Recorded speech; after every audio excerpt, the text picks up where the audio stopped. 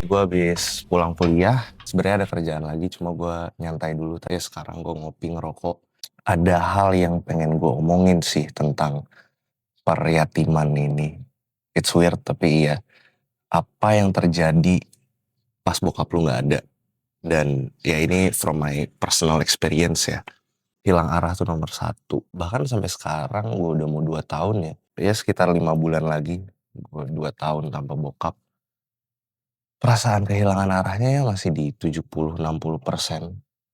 Walaupun nggak sesering itu, nggak sesering 3 bulan awal tuh beneran gue ngerasa ya tiap hari kehilangan arah gue harus ngapain dan segala macem. Mungkin ya karena gue sekarang udah mulai kuliah baru juga, gue ada kerjaan jadi nggak sebegitunya lah ya. Ya intinya dia tuh beneran arah hidup gue dari kerjaan, pendidikan, arah hidup gitu. Kalau gue ada masalah tentang kehidupan yang receh-receh juga gue ceritainnya ke dia, dan walaupun dia juga cuma bilang kayak udah telan aja, tapi ya itu yang bikin gue semangat gitu.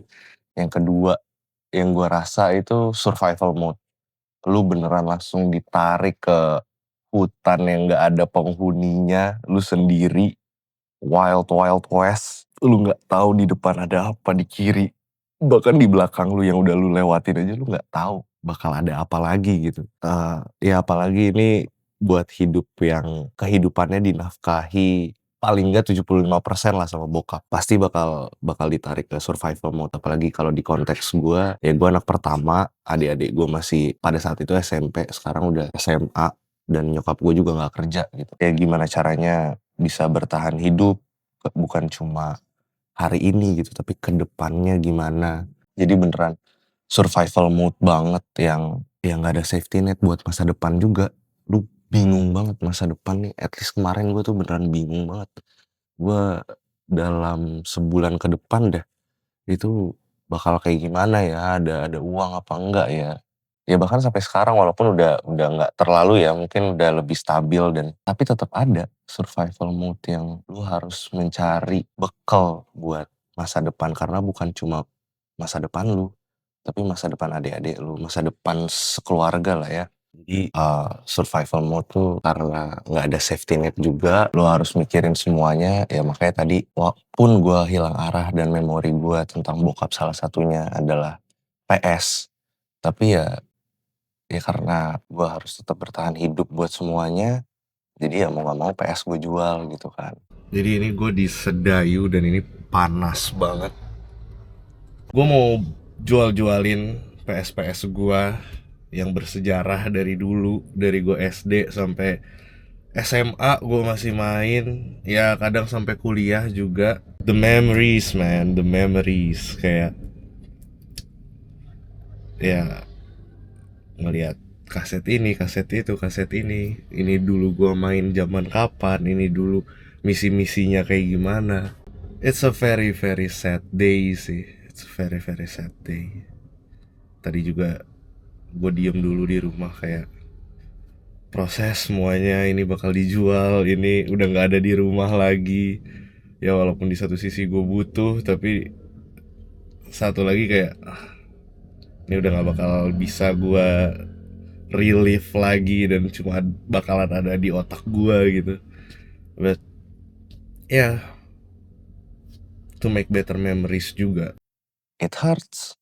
Kadang ya sampai sekarang pun ini kan udah hampir sebulan gue jual PS gue. Ya kadang masih ada pikiran kayak it used to be so good gitu, main PS sama dia dan lain-lain, tapi ya mau gimana. Terus abis itu ini yang paling ngeri sih, bukan ngeri sih, tapi ya mungkin ngeri bagi gua yang terbiasa spend time sama orang-orang ya. Gue jadi sendirian gitu, jadi mau teman sebanyak apapun, lu lagi di keramaian segimanapun, tapi ya lu tetap ngerasa sendirian. Sendirian ini tuh juga nggak cuma fisik dan hati gitu yang kosong sendiri, tapi juga pemikiran lu gitu. Jam berapa nih? 23:41 ya. Ya biasalah anak muda. Tapi emang gue juga stres sih, juga sendiri, nggak sama teman-teman. Kayak just going into a bar.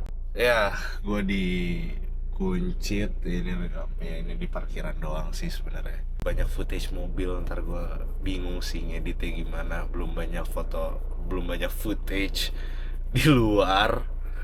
Ya belum pede juga sih, maybe. Ya setelah bokap nggak ada, banyak lah orang yang coba untuk nasehatin gue atau kayak coba untuk nge-guidance gue, tapi di satu sisi apalagi biasanya guidance-nya tuh nggak seperti apa yang bokap gue lakuin gitu. Ya sorry to say gue akan denger, tapi kalau emang sesuai sama gue ya gue lakuin, kalau enggak ya nggak akan gue lakuin gitu. Karena ya udah nggak ada guidance di hidup gue yang lebih tua atau lebih gue hormatin. Jadi ketika ya pas nyokap pasti gitu ya, tapi in terms of kerjaan dan hidup gua, ya harus gua yang nge-guide sendiri. Harus gua yang make sure hidup gua nggak berantakan dan make sure hidup gua akan aman. Mau orang bilang ini itu ya omongan lewat aja bagi gua. Karena itu tadi sih sebenarnya intinya ya, guidance of life gua bokap, dan sekarang gua sendiri yang harus ngegantiin itu di guidance hidup gua. Tadi terlalu depres lah ya, walaupun ya emang kenyataannya abis bokap nggak ada apalagi di kondisi yang lu nggak stabil ya, no shit gitu pasti menurut gua akan ada some sort of depression came through gitu ya. Cuma pasti ada hikmahnya. Ya walaupun bokap gua kalau bisa balik ya gue lebih milih itu ya, karena gue ditinggal di pertengahan 20 tahun dan masih banyak yang bisa gue lakuin dan masih banyak juga hal-hal yang belum gue lakuin yang pada saat itu sebenarnya gue bisa, dan itu jadi some sort of penyesalan yang ya hidup di gue sekarang gitu. Cuma dari situ gue bisa appreciate hidup lebih gitu. Ini yang poin keempat ya, lu lebih lebih appreciate sama hidup yang lu jalanin sekarang. Nongkrong sama teman-teman, ada acara keluarga atau sesimpel makan malam sama keluarga atau ngobrol sama nyokap, sama adik-adik tuh gue bisa lebih lebih menghargai dan lebih ada di posisi itu gitu. Gue sangat-sangat menikmati obrolan-obrolan dari yang obrolan kecil receh sampai yang serius gitu, karena ya you never know kapan itu bakal hilang dan pasti akan hilang. Jadi try to make the best out of it aja sih. Terus yang kelima, ini sejalan juga sama yang sendirian tadi. Karena lu sendiri, tapi di satu sisi juga lu nyaman sendiri. Gua udah mulai merasakan ketenangan itu. Gua udah mulai bisa ya sendiri. Ya gua datang dari orang yang nggak bisa sendiri secara company.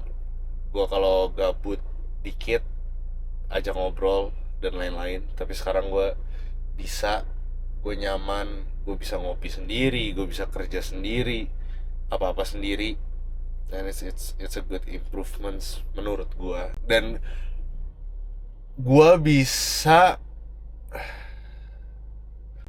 gue bisa vlog kayak gini, it's so improvements. I don't know, I'm a bit drunk. Lu bisa explore things, lu bisa kalau tadi juga mungkin appreciate hidup ke orang lain, ini lu appreciate hidup lu sendiri. Ya kalau gue sih, ya walaupun semingguan ini udah jarang, secara rasio udah jarang, tapi gue udah mulai olahraga lagi. Terus di kerjaan yang gue lakuin karena jatuhnya mungkin freelance ya, jadi gue ngasih jiwa gue ke pekerjaan-pekerjaan yang gue lakuin, gue nikmatin. Jadi ya lu trust me sih akan nyaman sendiri di fase kehilangan bokap ini, walaupun emang sakit dan kalau bisa bokap balik ya balik, tapi karena nggak bisa, lu dipaksa sendiri, ya otomatis lu harus nyaman dan trust me kenyamanan itu akan datang bagaimanapun juga sih.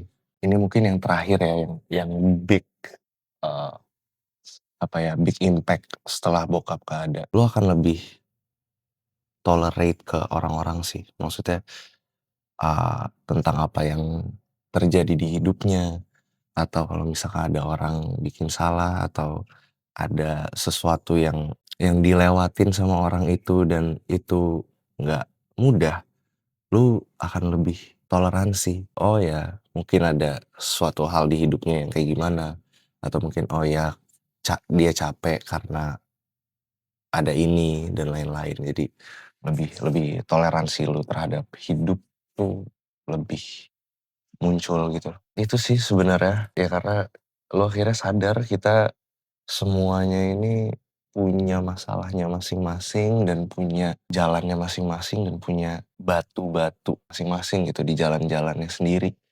Yang ya otomatis lo harus tolerate itu gitu karena gue juga setelah bokap gue nggak ada, banyak kesalahan yang gue lakuin bahkan ya dari sebelumnya juga pasti ada gitu. Cuma karena ini menurut gue ujian yang paling berat di hidup gue, jadi gue juga akhirnya tolerate ke diri gue kalau, oh iya, lu jalan hidup lu tuh berat. Tapi di satu sisi kalau ada orang yang kayak gitu juga di otak tuh langsung, oh iya, mungkin ada lagi kenapa, mungkin lagi ada ujian yang berat. Ya, akhirnya itu juga jadi suatu proses pendewasaan sih sebenarnya. Dari semua yang gue bilang tadi ya, dari awal lu hilang arah, lu sendirian, terus akhirnya lu bisa appreciate hidup lu walaupun di survival mode ini ya.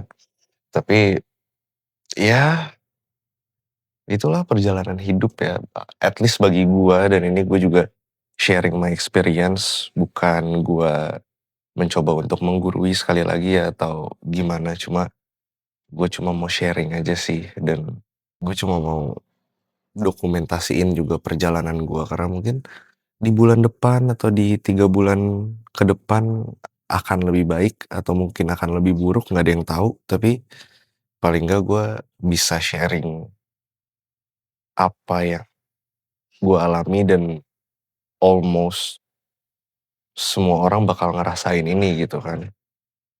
Ini juga bukan cuma buat orang yang kehilangan bokap, tapi mungkin orang yang kehilangan nyokapnya, atau mungkin adiknya, atau mungkin anaknya, atau mungkin hewan peliharaannya dan lain-lain. Mungkin secara fisik nggak sama gitu ya, tapi ya secara emosional juga mungkin ada yang sama gitu.